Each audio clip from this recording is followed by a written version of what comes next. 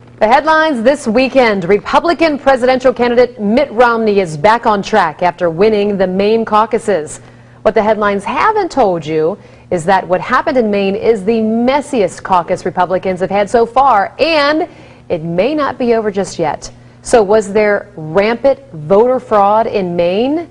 Then it is investigating a reality check that you won't see anywhere else.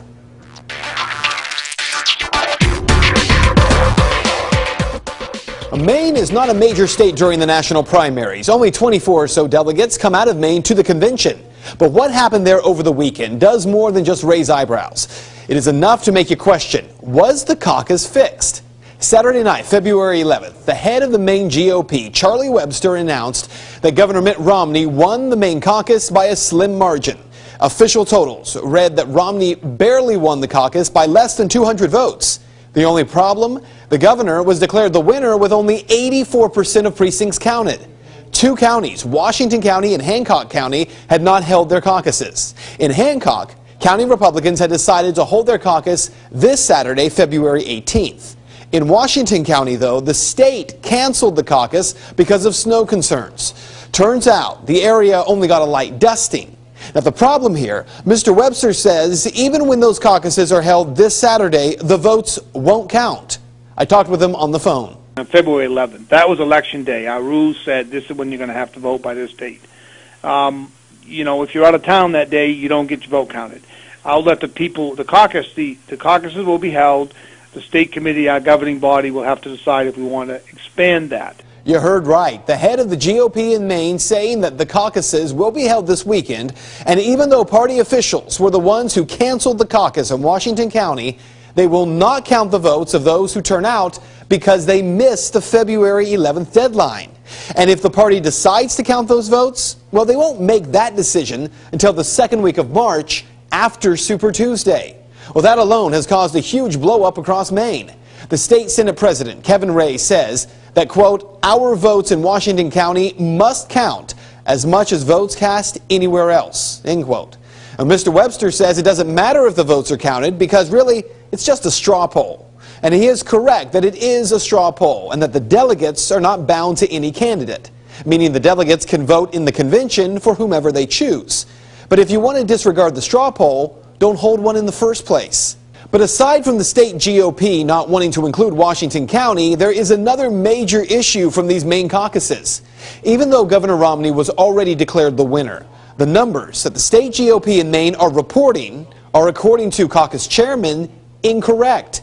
Take, for instance, Waldo County, where voters from 18 towns gathered for municipal caucuses in a countywide event.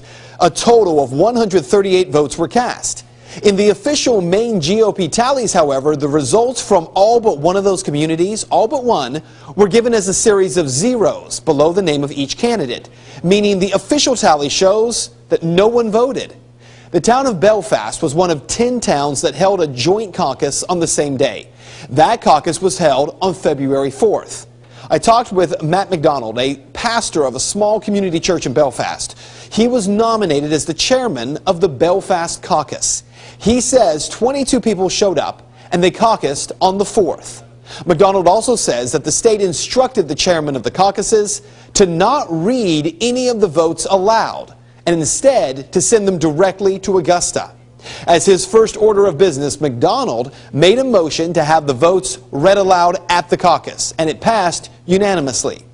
At the end of the caucus, we caucused, and the vote was 8 for Ron Paul, 7 for Rick Santorum, 5 for Mitt Romney, and there were 2 undecideds.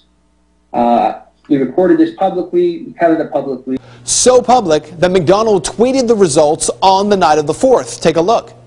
But on Monday of this week, hearing all the controversy surrounding the announcement of Governor Romney as the winner, McDonald checked the state party's website and saw that no results had been posted from the Belfast caucus. The lady on the line said that she had received our tallies, our votes, but hadn't recorded them online yet. And she said Romney with 9, Rick Santorum with 5, Ron Paul with 2. Well, of course, those were not the right numbers. And I told her, you know, I'm sorry, ma'am, those aren't the right numbers. And she said, well, those are the numbers we have. And I said, well, you know, there are 22 Republicans down here in Belfast who would tell you different because we counted our votes publicly. And it's kind of her, it's in light of that, her voice kind of changed, and she said, "Thank you very much. We'll record this," and we ended the conversation. And that is just one of several very strange inconsistencies. You see, dozens of towns on the GOP site are listed as if no one voted, including in Waterville, Maine, home to 15,000 people. A count on the site, as Maine goes, indicates that Congressman Ron Paul may have already won over Governor Romney by 10 votes. Can you say Iowa 2.0? If these issues of transparency aren't dealt with, and the GOP nationally pushes Mitt Romney on the state of Maine, personally, I will either vote for Barack Obama or withhold my vote. And I've been voting for 15 years now, or 14 years, and I've only voted for Republicans. And that is what you need to know. What has happened in Maine is nothing short of a disaster for the Republican Party there. Is this a case of jumping the gun, sheer incompetence, or is it blatant fraud? Well, you can make up your own mind on that. But here is what is crystal clear. Unless the leadership in Maine publicly counts votes and ensures that every voter is heard, even though this is just a straw poll, the leadership may win the battle of keeping Governor Romney from having lost 4 contests in a row, but may lose the war of galvanizing that vote in the general election come November. And that is Reality Check. Well, if you would like to make your voice heard on the story, head over to Ben's Facebook page. You can find it by simply searching Ben Swan, WXIX.